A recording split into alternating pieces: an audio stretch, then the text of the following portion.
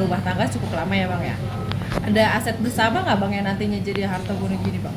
Ya tentunya kalau aset dalam perolehannya pada waktu menikah, ya, perolehannya pada waktu sudah menikah, tandanya itu menjadi harta masuk dalam harta gonogini. Ya, jadi punya hak. Ya, nanti akan dilihat nih ada aturannya di dalam proses harta gonogini. Dihitung, dilihat timeline daripada pembeliannya, terus bagaimana dia mendapatkannya, perolehannya, semuanya nanti kan dilihat.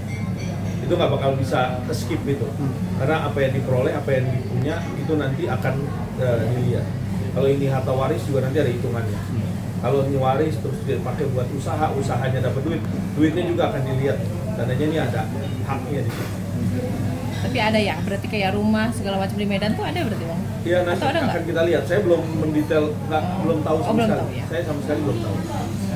Apakah itu rumah siapa atau bagaimana? Saya juga belum dapat informasi itu karena biasanya proses hukum proses perceraian ini putus dulu. Ya, setelah punya putusan baru menggugat harta gonogini. Biasanya seperti itu. Nanti atau mungkin dibarengi dengan hak asuh anak. Itu nanti prosesnya seperti itu. Berarti di dalam gugatan juga hak asuh anak menggugat soal hak asuh anak? Iya, tentunya Mawa memang kan itu ibu kandungnya anak juga di bawah 12 tahun, ya belum cukup umur, masih dalam pantauan orang tua terutama ibunya yang sering ketemu. Tapi dalam hal ini ingat, Insanul juga punya hak untuk bisa ketemu sama anaknya, bisa main sama anaknya. Jangan sampai ada istilah dibatas-batasin, karena perkembangan anak itu nggak boleh dibatasi, kasihan juga. Ya, jadi jangan dibuat seolah-olah anak itu lupa sama bapaknya. Jadi kita harus benar-benar berimbang. Ibu bapaknya pisah, anaknya jangan sampai dipisahkan juga dari mereka berdua. Ya, jadi itu poinnya. Ada kesulitan mungkin Bang sekarang ini untuk ya, Insan kemarin sempat bilang ada kesulitan. Jadi itu yang menjadi kendala. Ya nanti kita akan masukin juga di dalam proses kalau sidang ini berjalan. Ini juga dituangkan nanti. Karena walaupun nanti hak asuh misalnya ada di pada ibunya, atau nanti Insanul juga berupaya untuk mendapatkan hak asuh anak, ya kita kan sama-sama mengoptimalkan ini. Ya, jangan sampai nanti begitu dapat di ibunya, terus ibunya merasa menguasai, terus Insanul nggak bisa lihat anaknya. Begitu ngeliat cuma dibatasin 1-2 jam udah pulang. Jadi kayak sewaan aja kan nggak boleh kan gitu. Jadi anak itu bebasin aja. Misalnya lagi pengen namanya bapaknya, besok sama ibu. Jadi memang dibentuklah anak ini supaya tidak menjelekan bapaknya, tidak menjelekan ibunya. Dua-duanya sama-sama seimbang gitu. Itu aja. Oke, berarti nanti sidangnya kapan lagi Bang? Hari Selasa depan. Sidang kedua ya. Kedua, agendanya? Agendanya mediasi. Mediasi. Kalau mediasi nggak bisa juga datang ya tinggal majelis hakim nanti dilemparkan lagi. Maunya seperti apa? Kalau dikasih kesempatan lagi ya silakan. Tapi kalau memang nggak ya itu biarkan aja proses ini berjalan sesuai apa yang menjadi seharusnya di dalam persidangan kan gitu. Ada aturannya kan gitu. Berarti Bang Insan nggak akan datang juga? Ya nggak tahu kalau Bang Insan mau ini cepet-cepet beres gitu kan. Dia maunya kalau mau cerai lah, jangan dibuat panjang-panjang ceritanya gitu kan.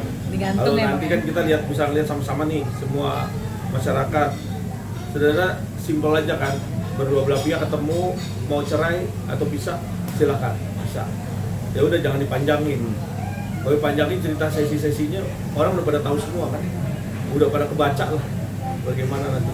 Ya kalau memang mau panjang ya silakan, pembuktian nanti macam-macam itu boleh aja sih, nggak masalah juga kan, proses hukum kan gitu, proses sidang perceraian kan begitu.